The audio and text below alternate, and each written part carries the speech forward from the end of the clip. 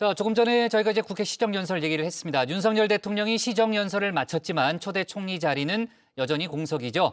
윤 대통령은 오늘 국회에서 한덕수 총리 후보자 인준을 다시 한번 요청했다고 하는데 한동훈 정호영 후보자의 거취와 맞물리면서 여야의 셈법은 아주 복잡합니다. 또 민주당은 오늘 성비위를 저지른 의혹을 받고 있는 박완주 의원을 제명했는데 대통령실 비서관을 놓고서도 여러 가지 논란이 계속되고 있죠. 류정아 상황실장이 관련 소식 정리했습니다. 국민 여러분, 그리고 의원 여러분, 새 정부의 5년은 우리 사회의 미래를 결정한 매우 중요한 시간입니다.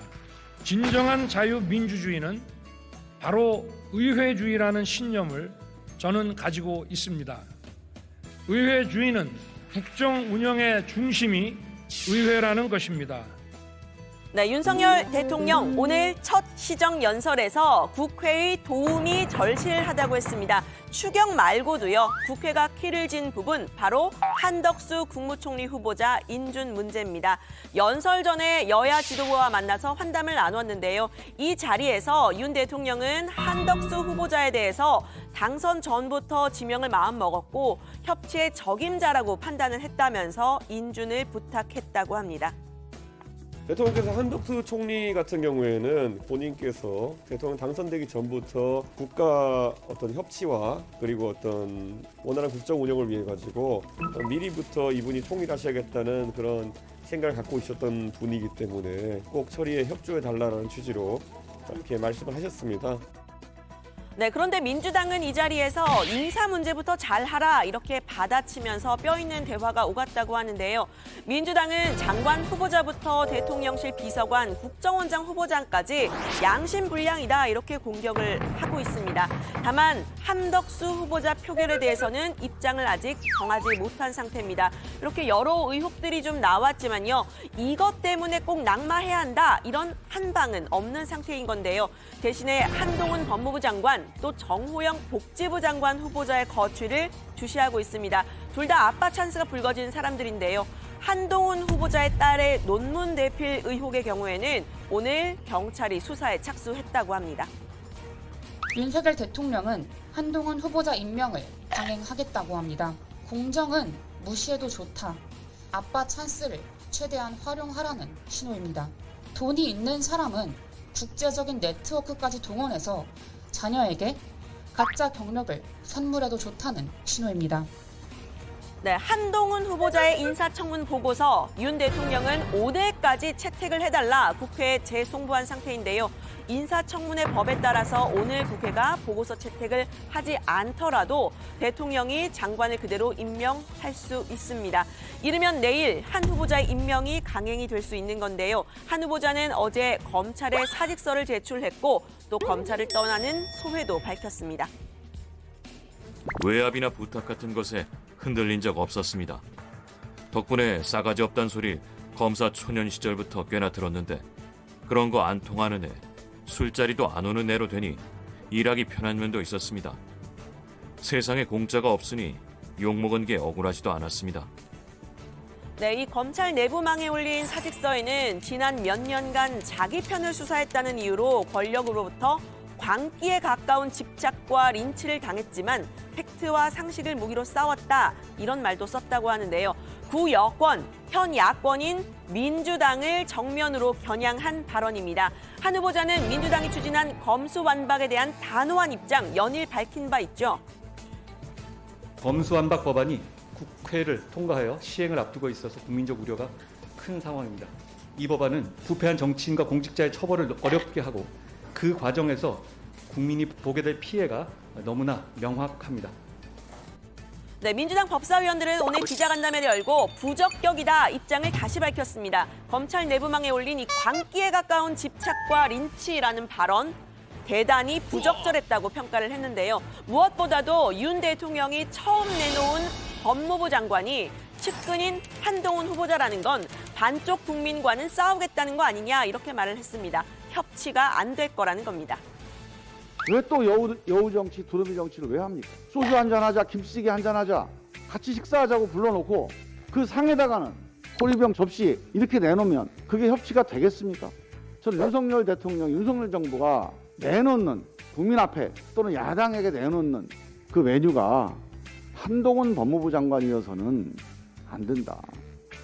네, 한동훈 후보자 임명을 강행할 경우에 여야의 충돌은 분명해 보이죠. 여권 지지자들에게는 한 후보자가 능력자로 통합니다. 야권 지지자들에게는 이 조국, 추미애 전 장관 때부터 쌓아놓은 구원이 있죠. 극명하게 갈리는 찬반, 여론에도 그대로 반영이 됐습니다. 한국사회여론연구소 조사 결과 한 후보자 임명 적절하다는 응답은 43.8%, 부적절하다는 응답은 44.1%로 그야말로 팽팽한데요. 윤석열 정부 내각 인선에 대한 전반적인 평가는 어떨까요?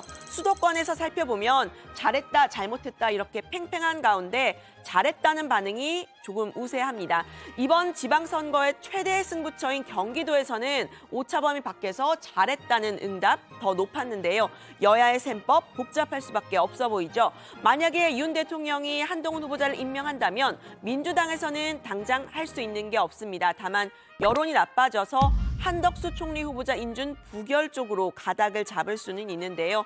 이 경우에 대통령실 입장에서는 여당 내에서도 부정적 기류가 나오는 정호영 후보자 사퇴 카드 내밀 가능성이 있습니다. 하지만 이런 인사 문제요. 여야 간의 거래로 비치는 건 모두 경계하고 있죠. 게다가 지방선거 16일 앞으로 다가온 상황, 여야 모두 국민 눈치를 볼 수밖에 없는 상황입니다.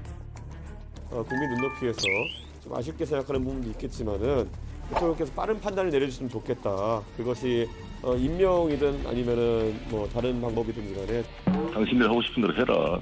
국민들이 나중에 평가할 것이다. 이런 스탠스가 필요한 게 아닌가 생각합니다. 네, 윤석열 대통령은 앞서 김인철 후보자 자진 사퇴 이후에 초대 장관 후보자 중에서는 추가 낙마 더 이상 없다 이런 기본 방침을 세웠다고 하는데요. 정호영 후보자에 대해서는 여전히 좀 고심 중인 듯합니다. 네, 이 지난주 금요일에 대통령실 비서관급에서는 첫 낙마가 있었죠. 동성애 혐오, 위안부 비하 발언으로 물의를 빚은 김성회 비서관입니다. 그런데 여기에 성비위로 검찰에서 징계성 인사 조치를 받은 사실이 드러난 사람 또 있었는데요. 검사 시절부터 윤 대통령의 측근인 윤재순 총무비서관입니다. 대통령실에서는 정식 징계가 아니고 정리할 때 이루어지는 조치라고 해명을 했는데 구체적인 행동도 보도가 됐습니다. 당시 대검 정책기획과 사무관이던 윤 비서관이 회식 자리에서 여직원의 볼에 입을 맞추려 하는 등의 성추행을 했다는 겁니다. 2차 회식 자리에서 러브샷을 하려면 옷을 벗고 오라는 식의 발언을 했다는 겁니다. 네, 주말 사이에 이 윤 비서관이 직접 썼던 시에 대한 논란도 불거졌는데요. 등단한 시인이라고 합니다. 이 시를 살펴보면 전동차 안에서만은 짓궂은 사내 아이들의 자유가 보장된 곳이다 이렇게 썼는데요. 지하철 내 성추행 장면을 구체적으로 묘사를 하면서 피해 여성은 얼굴을 붉히고만 있을 뿐 아무 말이 없다고 썼습니다. 윤 비서관이 검찰 재직 당시에 음담패설을 자주 했다. 그래서 음담패설을 그대로 영어로 썼을 때 약자인 EDPS라고 불렸다. 이런 보도까지 나왔는데요. 성비위로 인한 내부 경고성 조치와 맞물려서 논란 이어지고 있는 겁니다. 윤 비서관의 성 관련 감수성을 드러낸 거다 지적도 나왔는데 이 검찰 조직 내부의 회식이나 술자리에서 불편한 일이 있어도 말하기가 어려운 이런 카르텔이 있다. 이런 이야기 몇 년 전에 대중에게 알려진 적이 있었죠.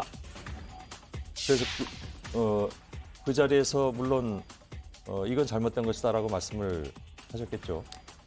사실은 바로 옆자리에 당시 법무부 장관님이 앉아 계셨고요. 주위에 검사들도 많았고 또 바로 옆에 법무부 장관까지 있는 상황이라서 저는 몸을 피하면서 그 손을 피하려고 노력을 하였지 제가 그 자리에서 대놓고 항의를 하지는 못하였습니다. 예. 네, 대통령실에서는 윤 비서관의 시 성추행 옹호가 아니라 비판적으로 표현한 것이다 이렇게 해명을 했는데요. 국민의힘에서는 이런 여권의 기류는 좀 달랐습니다. 하태경 의원은 부담스럽다 말을 했는데요. 다만 이 윤 비서관의 회식 발언은 2012년, 또 문제의 시집은 2002년에 발간됐다는 점을 들어서 우리의 성 관련 발언에 대한 기준은 이 미투 이전과 이후가 달랐던 점을 감안해 달라고 했습니다. 앞서 보신 서지현 검사의 인터뷰는 2018년에 있었던 겁니다.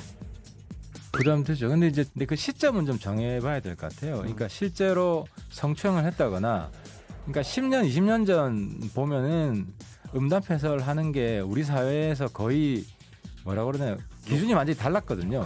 미투 이전과 이후 달랐고 그리고 최근 몇 년에도 특히 미투 이후에도 계속 그랬으면 이건 문제를 삼아야 될 거라고 보고요. 네, 윤 비서관의 부적절한 언행에 대해서 거취 표명까지는 아니지만 충분한 사과가 필요하다 이런 목소리도 나왔습니다. 이준석 대표인데요. 문재인 정부 시절에 탁현민 의전 비서관도 과거 왜곡된 여성관이 담긴 책을 냈었다. 그 당시 사과를 했었다. 이런 사실을 들었습니다. 문재인 정부의 탁현민 비서관도 과거 남자 마음 설명서라는 책에서 서술한 내용이 부적절했던 점을 인정하고 사과했던 일이 있습니다. 윤재순 비서관은 시인으로 활동하면서 썼던 여러 가지 표현들에 대해서 국민들에게 충분하게 사과하고 업무에 임해야 할 것입니다. 네, 성비위 논란, 민주당에서도 이미 큰 문제가 불거졌죠. 오늘 의원총회를 열고 이 성비위 의혹이 불거진 박완주 의원을 제명했습니다. 정해진 법과 당원 당규에 따라 우리 당 소속 박완주 국회의원의 제명이 의결되었습니다. 또한 추가적으로 국회 윤리특별위의 징계 상정 요구가 있는 상황 속에서 절차를 밟아 나가고 있다는 말씀을 드리고요. 네, 박 의원 측은 피해자에 대해서 억대의 금전을 제시하면서 합의를 요구하고 또 피해자가 먼저 금전을 요구했다 이런 말을 해서 2차 가해 의혹이 있다는 보도가 나왔는데요. 또 피해 보좌진을 임의로 해임을 하려고 가짜 사인이 담긴 허위 서류 냈다는 점도 문제가 됐습니다. 박 의원은 주말 사유에 입장문을 내서 불가피하게 제명의 길을 선택한 것이라면서 어떠한 희생과 고통이 있더라도 아닌 것은 아니다라는 입장을 밝혔는데요. 제명 결정을 수용하지만 성비위 의혹은 부인한다는 취지로 말을 한 겁니다. 논란이 이어질 가능성이 있어 보이는데요. 국민의힘에서는 위선적이라고 했습니다. 사실 보통 이런 언어는 권력형 성범죄의 경우 피해자가 쓰는 언어입니다. 근데 박완주 의원은 아직도 정신을 못 차리고 자신이 마치 피해자인 것처럼 피해자의 언어를 쓰고 있습니다. 독특하다고 말을 해야 될지 너무 위선적이라고 말을 해야 할지 저도 헷갈립니다.